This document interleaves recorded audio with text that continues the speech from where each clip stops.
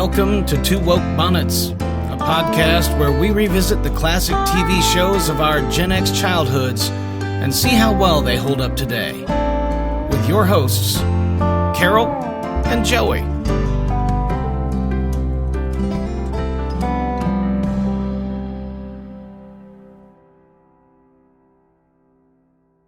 Hello and welcome to Two Woke Bonnets, episode 11? 10. Oh my gosh, I'm one ahead. I apologize. Season 1, episode 10, The Raccoon. My name is Carol. My name is Joey. And we are the Two Woke Bonnets. We watch Little House on the Prairie and we obsess over it a little bit. And then we talk about each of the episodes. Just a tiny bit. Look at our headwear. And please know, we love Little House on the Prairie. We are just very snarky people. So we're going to rag on it, but we love the show. There are episodes I've seen dozens of times. Seriously. Yes. Yeah. However, this is one of my least favorite episodes. The Raccoon. It just doesn't make sense, but we'll get to that. Yeah. So much stuff that doesn't make sense. Every member of the Ingalls family is really stupid in this episode. and against type. Very, very much against type. So this is our first episode that really has no, other than the pilot, and even the pilot had it, no special guests. No. All cast stuff. If this was Doctor Who, I would say this is the episode that they're trying to save money for the Christmas special. Right. Which they could be, because they had to save money for one coming up here and for a very special guest star for a two-parter. But yeah, so this opens with Mary and Laura playing near the creek, and Laura suddenly has this really nice doll. This China doll, which she did not see in Town and Country. And I have no idea. It's a fancy doll, and she has it. Yeah, I don't know why she would have it and not Laura Mary. Has it. Yeah. So this doesn't make sense to me. No Laura explanation. Yeah. Laura doesn't strike me as the doll type. Mary does. Yes. But it doesn't matter because they decide they're going to play ball, and she puts this doll precariously. Mary says she wants to play ball. So Mary, it's all Mary's fault. And Mary says because she wants to be better at Free of Cat. Yeah. Because she says she's bad at So Mary's like, let's play Free of Cat. And Laura precariously balances her fragile doll on a log and then proceeds to stand right in front of it. Because that's not going to be bad. The inevitable happens. It breaks. And we know she knows how to take care of things because they've seen Mama carry the shepherdess doll across multiple homesteads. Yes. And it's made of the same porcelain that this doll head is made of. But no, it breaks. Pa can't put it back together because it's really shattered. And apparently Abel McKay has disappeared and Ma can't get him to just carve a new voodoo doll head or something. Yeah. So and Mary tries to go and buy a new head because it's just the head, not the body. The body's all cloth. Yeah. And the head is $1.20. Yeah. And she only has like 11 cents. So how did she get 11 cents? That's like millions, you know? Yeah. That's a lot of slate pencils right there. But she can't get a new one. So on the way home, she finds a raccoon, an orphaned raccoon, and brings that home. She finds it because Jack is going violent at it. Yeah. Yeah. And its mother's dead. It's just lying there. And it's a single raccoon, which is really kind of odd because raccoons. It is. And this is not a tiny raccoon. This is not a little raccoon. This is a pretty mature raccoon. It's not like huge. The size varies depending on the scene. But it's, it's not they're not bottle feeding this thing. No. So it's not a baby. But Mary brings it home to Laura, who loves it and adores it and calls it Jasper. And for some bizarre reason. Yeah. Am I frozen? Yeah. For some bizarre reason, Ma lets them bring it into the house. And just at the kitchen table, but still, yeah. I don't think Carolyn Ingalls would allow them to bring this animal into the home. They didn't And even want to definitely bring wouldn't Mr. let Edwards Harry. into the home. Let's remember, Ma has come a far stretch from when Mr. Edwards used to come around. And she used to brush her dirt floor. But she's letting Carrie touch it and the girls touch it. And I'm like, this is okay. I love raccoons. I truly do. But they're wild animals. This is not Ma behavior here. This is very much unlike Caroline And Ingalls. Pa comes in and immediately says, not on my Take it to the barn. Yeah, take it to the barn. Walks in, explains all the problems right from the get-go. And then Ma says, I agree with you. But then 5 seconds later, he's out there going, okay, you can keep it. Yeah. So they keep it in the barn. She makes a little cage. And she doesn't make a cage at first. And she makes a bed. A bed. Okay. So where did they get the cage? Pa made the cage when the raccoon got into the house while they were at church. Okay. That's okay. I was thinking, wow, that they made that cage very quickly. But yeah, so they make the cage, she teaches it some tricks and stuff. Yeah, to hide and then they how to cover its eyes. That's his thing. And then they go off to church. And while they go off to church, evidently Carrie's window does not latch. No. So the raccoon climbs up the wood pile, sneaks in through Carrie's window, and goes back and forth and just trashes the place and destroys all the food. Now, the reason why I think this is odd is because they were like, okay, now we got to build a cage for it instead of now it needs to go away. It needs to go away. But he does take it away, and then he comes back and he's like, now it needs to be in a cage. But they spilled all the flour, all the water, all the stuff all over the place, ruined the dinner. And yet just 2 scenes ago, they couldn't replace the doll head because it would come out of the winter money. But all this stuff is all over the place. Is now gone, and they're having to replace, basic items now because the Ma's flour is gone. How's she making bread? Yeah, like this is not cheap. What the raccoon did. Yeah, and they don't get rid of it, which doesn't make sense. It strikes me as odd. Well, he tries to get rid of it in its home before he is. But which way did you go? No, that is Jasper. And then they build a cage for it. But then I thought that was the different because there's then Jasper bites then Jasper bites and Laura. The dog and goes running off in the woods. Yeah. Which again, first off, these girls are not city girls. They have grown up in woods and prairies amongst animals. This is not their first raccoon. I mean, Mary brought it home with her. They would immediately be going to Ma going, it bit me. Yeah. But they didn't. They didn't. They don't even say it bit Jack. Mary lets that slip at the dinner table. Yeah. Which you have that nice bright red fake blood. Yeah, I know somebody spilled tomato sauce on Jack. But they're hiding things from their parents that make no sense to me. Yeah, it just don't make sense. But then they all go to bed. Yeah.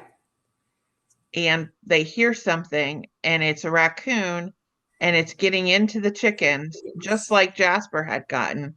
And we get Pa with no shirt on. Pa with no shirt on. No gun in his hands. Hearing something rattling around, walks outside, sees dead chickens, still doesn't go back inside and get his gun. He's just blazing them with his pecs. And he sees the hay coming through the cracks in the loft. Mm-hmm. So he nipples out to the world, walks up the loft steps, And this rabid raccoon comes at him, and he picks up the pitchfork just and kills that sucker. It's like, damn, Pa, violent. Just kills and twists. And once again, Pa says, Laura, he says, Caroline, stay inside with the girls. And we turn around to the doorway, and who's there? Caroline and the girls. No sign of Carrie. Kill a raccoon. Leaving Carrie to her own devices. Hopefully she's asleep in all this ruckus. Hopefully that wasn't her in the loft, or Pa just killed her. Pitchforked her. Daddy, catch me. Yeah, he wastes no time pitchforking that raccoon, and yeah, the girls are just like, oh, nope. And that's when Mary's like, oh my God, it bit Laura. Yeah. So well, she doesn't say anything until she sees that Jack's tied up. Yeah. And Jack's tied up with no signs of anything being wrong. No, this dog is not rabid. This dog, tail wagging. This is a free space. If Justice for Jack wasn't already our free space, this would be a Justice for Jack moment. Yeah, this would definitely be a space, because Jack is maligned here. He's maligned for barking at a raccoon, which that's his job. That is his job. He literally is a watchdog. He's watching. He's watching. Saying this is not a good idea. Yeah. And like, why Laura, who goes walking hundreds of miles across from Kansas to Minnesota because she's so mad that the dog is lost, is more mad at Jack than she is at Jasper that she's had for 3 days. Yeah. After it bites and her. Yeah. But they tie Jack up because they want to make sure he's not rabid. And they take Laura to Doc Baker. And here's the other thing, because Carolyn's like, well, what's the treatment for rabies? No, she would know there's no treatment for rabies. She's been on a freaking farm for most of her life. Yeah, this is definitely some exposition for the sake of the audience, not for the sake of the characters. Yeah. And I get that sometimes they have to be stupid to explain things, because we as an audience in the 19th or 20th century would not be aware of this information that they would be aware of. Have Laura ask, because Laura, and maybe she doesn't know that there's not. It could have been couched that last time I checked, Doc, there isn't a cure for rabies. Do you know of anything? Yeah. But he's told her she's fine. She's just going to have gumdrops. So again, let's lie to the children. Let's just lie to the kids. You may be dead here in 2 weeks. Send them outside with 3 gumdrops so that Mary, who's older, and Carrie, who doesn't know squat. By the way, Carrie continues to play with dough in each of these episodes, and I'm just really hoping that they don't eat this dough. They don't eat that dough. Although it may give them immunity, because it's probably got dirt and gunk and germs stretched in it anyway. Obviously got raccoon fur all over it, because she swept that flour up. Anyway. Can't let it go to waste. Can't let it go to waste. Gotta save for the economy, folks. It's just the way it is. But they tie up Jack, and Laura is now consigned to bed because they want to keep an eye on her. Yeah. But guess who sleeps in the bed with her? Mary. It's like, why? Why is Mary not downstairs with Carrie? May have rabies. Yeah. Because now they told her that there was nothing wrong with her, but now she has to rest for 3 weeks. Yeah. But Mary can sleep with her? Yeah. Like, this is not making sense. Either we keep her tied up with Jack. Throw her in the barn. but Mary still sleeps with her. Why is not Mary moved down with Carrie? Why is it Mary? Why are they not being upfront with Laura and saying, we just need to monitor you, honey, because you got bit by a raccoon? Yeah. That she should know better anyway. But it doesn't matter, because Jack is barking in the barn, and that apparently tells Pa that he's rabid. But if you look at Jack, the whole time Jack is barking, he's very focused. He's not rabid. He's not foaming. He is literally jumping at the loft. He is barking at the loft. He is staying very focused growling at the loft. He's just barking. Yeah, he's doing his job, and his tail is wagging, and he's not drooling. He's not And growling at anybody. This is very obviously not a rabid dog. But it doesn't matter because Pa's got his gun and he's all time to hold little Jack there, and he goes out, and here we get Pa crying. Yeah, so to mark your bingo Jack. card for that. Pa cries in this one. And Ma cries as well because the girls are crying upstairs. Yep. Everybody's crying because Dad has to go kill Jack, even though it's painfully obvious that Jack is not rabid.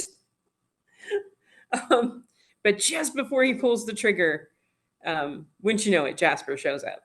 And does his eyes thing. Which he's not covering his eyes, he's covering his nose. But okay, whatever. Yeah, but whatever. Oh my God, it wasn't Jasper Rabid, it was some other raccoon. So that means that Jasper is fine. So that means Jack is fine and Laura is fine and everybody is fine. Good to know. Except Jasper. How do we get rid of? We ever see Jasper? Do we ever see Jasper again? Hopefully not. I don't think we might actually see Jasper again. Okay. I think we might. So I can't put him on the disappeared. So we don't. So this is a very family-centric thing. We don't see a lot of things. I do want to point out one thing. We had talked about Christy Kennedy before. She was at the town party, country party. She was at the schoolhouse. But at the schoolhouse episode last time, we got introduced to Sandy Kennedy, who also appears in this episode as well. So evidently the Kennedys, Cassie Kennedy, who was one of the daughters, has disappeared. Yeah. Add her to the village. Yeah. She has disappeared, and she's been replaced by Sandy Kennedy, who's a boy. He's a boy. Yeah. So now the Kennedys have a boy and a girl, and who knows what happened to Cassie. Tall girl still exists. Yeah. Who used to have a name, but now she's just tall girl. That's the one with that's an adult, but she's got the little, obviously an adult braids. Her and Abel McKay can sit in the back of the schoolhouse. Listen, I already married off Abel to Olga. Cut it out. Abel can make her little clay shoes. It's perfect. There you go. it makes for good canon in my soul. So, all right. So this one isn't my favorite episode, mostly because the family just does not act like a Prairie family. They don't act like a Prairie family.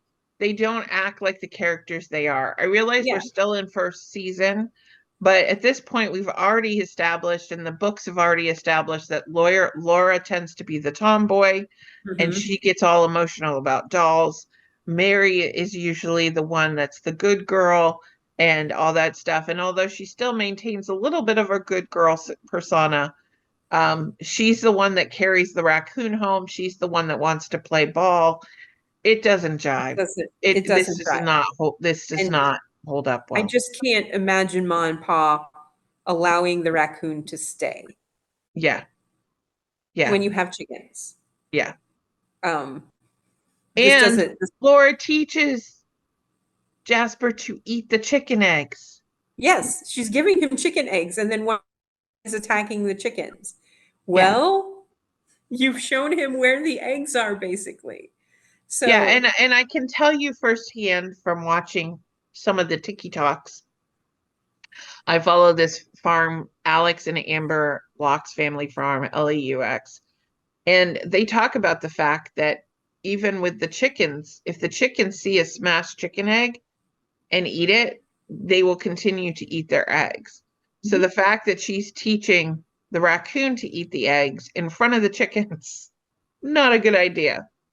Not a good idea. So it's just, this just doesn't, none of this jives with me. This seems to be an episode just to show off a cute raccoon. Yeah. And also, it's painfully obvious that second raccoon is not Jasper. He's like twice the size that Jasper was. He is. He's huge. Yeah. And I'm like, that's obviously not Jasper. And this thing is rabid, but it's not biting Laura again when she's stuffing the cage. Yeah. So I don't know. Even the raccoons aren't even acting like raccoons. This is just it's when he comes out of the raccoon, not the cage. That's when he bites her and Jack, because he's like, I'm not staying in this cage. But that's Jasper.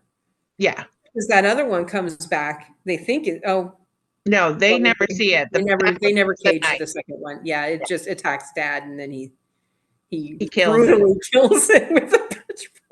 with a pitchfork because he has no shirt on to protect himself and no gun.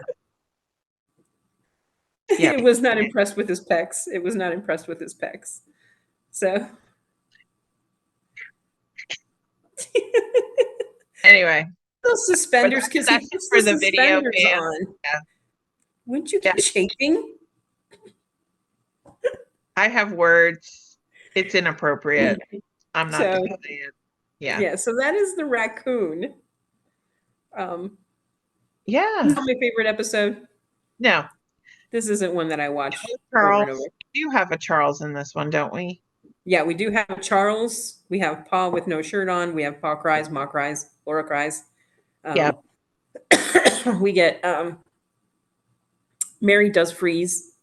Yep. Uh, For Jack. Laura doesn't get into a fight with Nellie, but Nellie wants a raccoon. So Laura immediately starts thinking that she's going to breed the suckers. I'm like, what are you doing? And Mrs. Beadle actually literally says, you know, these are wild animals and should not be. Put it up on my desk. And Jasper himself like hisses at a child and Almost starts like to swipe at a child. And Almost I'm like, yeah, you wouldn't let that thing in your classroom. What the hell? Nobody's acting like anybody. And lots in the of show. kids say, the kids even talk about the fact that they've seen wild raccoons before. Yeah. The only reason why it's coming to school because she trained it. So. But not very well. No. She didn't do a great job in those 3 days. So we have a good episode coming up next. This was not necessarily my favorite episode, but it was an episode. Raccoons, like rabid raccoons, are like the quicksand. They were very popular topics in the 70s for episodes. You were going to either this is an episode bit by a rabid raccoon. Yeah, these are one of those. It's one of the tropes that was just very popular in the 70s that we as children always thought we were either going to die by a rabid raccoon bite, rabid dog bite, finding quicksand, falling into a mine shaft. These are all tropes that we will see. We'll get to those. We'll get to those episodes. Not the quicksand. I don't think there's quicksand in Walnut Grove. But there's something in the water, which we will find out next episode when we do the voice of Tinker Jones. Because, man, these people are out of control. Yeah. All right. So stay tuned for that. In the meantime, remember, get your bingo cards off of 2wokebonnets.com. If you have ideas for us, send us a Gmail. It's 2wokebonnets@gmail.com. Remember, we spell out the word two because Ma taught us to. So. And with that, we will see you next episode. Bye-bye. Bye. Thanks for listening to Two Woke Bonnets. To find out more and to download your bingo card, visit 2wokebonnets.com. And don't forget to like and subscribe wherever fine video and audio podcasts are played.